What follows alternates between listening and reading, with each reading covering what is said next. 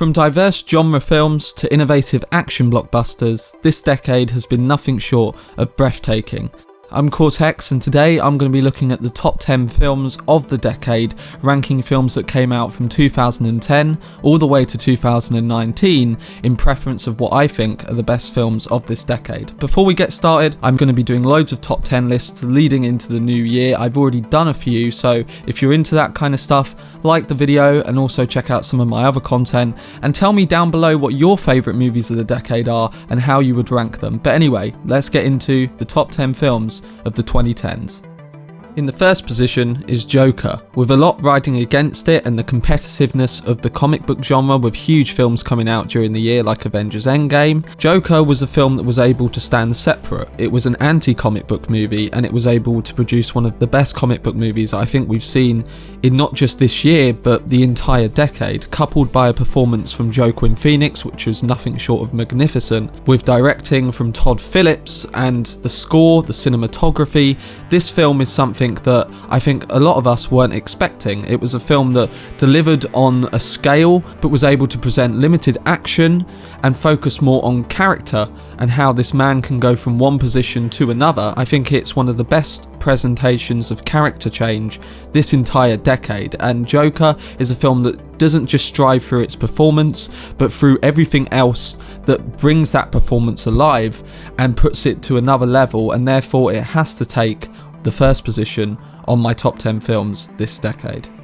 At number 9, The Social Network, a thriller film which completely revolutionised the idea of a thriller. I think David Fincher, the masterful director behind this and a lot of his previous work, was able to put together one of the best scripts we've seen in ages. Having studied this script myself at university, I found it to be such a joy to read. Not just because of the subject matter, but I think David Fincher can really bring something from the page onto the big screen in such a way which, captivates his audience.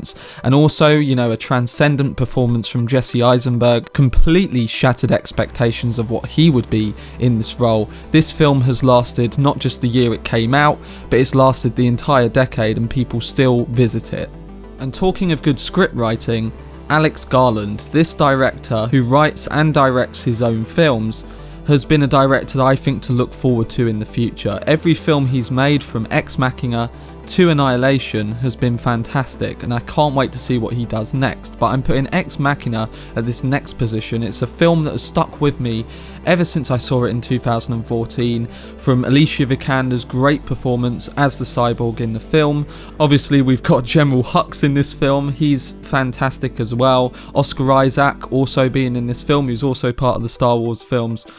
This film focuses on 3 characters in one location, and it really gets inside their minds and what makes them tick and why certain characters are doing certain things, and the reveals in the film really do complement that. And I think this film is a really great study into technology itself and where it's going and how it may eventually pass us, and it's a great film that I would definitely visit if you haven't seen it when it came out. It's one of my favourite films of the decade. I'm putting Ex Machina at number 8. Another director that's been prolific this decade is Martin Scorsese, and I think none of his work touches The Wolf of Wall Street. It's a film that shows how man can be, so chaotic, so relentless in what they want to achieve, and therefore they'll do anything by, their means to achieve that, and the kind of celebratory surrounding to that, and how we can essentially be animals in our own sense. And Leonardo DiCaprio is kind of an animal in this film, the way he performs, the character he plays, and I think he fully encapsulates this kind of person in Jordan Belfort and the kind of, relentless attitude that he presents.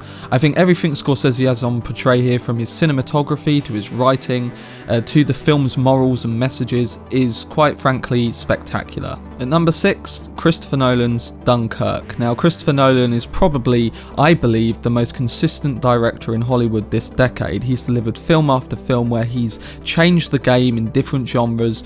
With Dunkirk, however, he went for a different approach. He stripped back his usual application of lots of dialogue. He focused simply on characters that were, didn't have backstory. He allowed the audience to project themselves onto these soldiers on the beach, and Dunkirk went on to become the highest grossing World War II film of all time, beating Saving Private Ryan, and I think there's a reason for that. Christopher Nolan, he knows how to attract the audience, he knows how to make films that people have never heard of but still get audiences into the cinema, and this film was breathtaking. Spectacular work from Christopher Nolan. He deserves to be on this list. At the halfway point, I'm putting Blade Runner 2049, directed by Denis Villeneuve. It's obviously the sequel to the original Blade Runner, and Denis Villeneuve was able to turn a lot of people around with this film who thought there shouldn't have been a sequel to Blade Runner, and I think even Ridley Scott turned around on the idea, obviously the director of the original Blade Runner. Denis Villeneuve is one of my favourite directors behind Christopher Nolan working today. He's done multiple films this decade that could have been on this list, but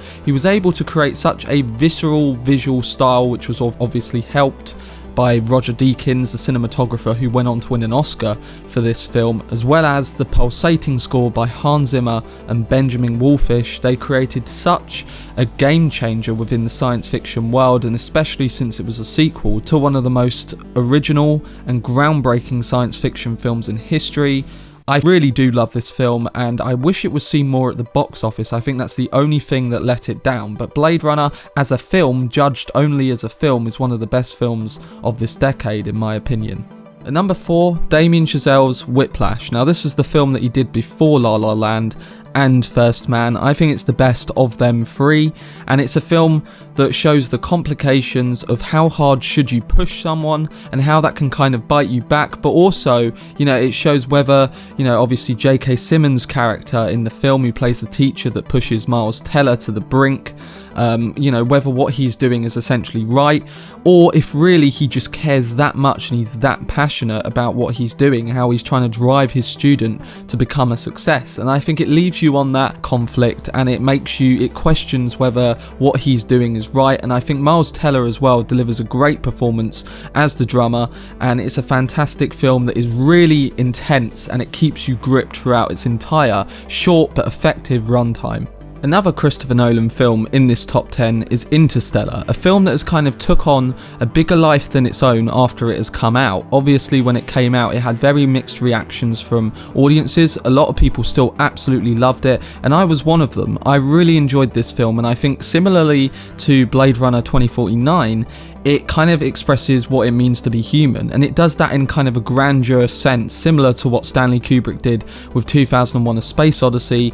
I found the film to be spectacular, not just in its visual style, as it should be for a Christopher Nolan space opera, but in its messages, in its story, in its development. And although there's a lot of pit stops and there's a lot of moving around different planets, I think it really does show the struggle that humanity will have going forward if we're going to survive. Are we going to make leaps to go beyond our planet? Are we going to strive for the impossible? And I think this film really does get across them tones, not just visually, as I said, through the performances, through Christopher Nolan's direction, and it's a film that really has grown over time, and more people have started to like it after it's come out. At number 2, Mad Max Fury Road, the most innovative action blockbuster this decade. Like Blade Runner 2049, it didn't make much money at the box office, but after it had come out, it has grown, and more people have considered it to be a cult classic, and I don't think they're wrong. This film is fantastic in its action. It's relentless. It keeps hitting you from scene to scene with more and more action that kind of sums up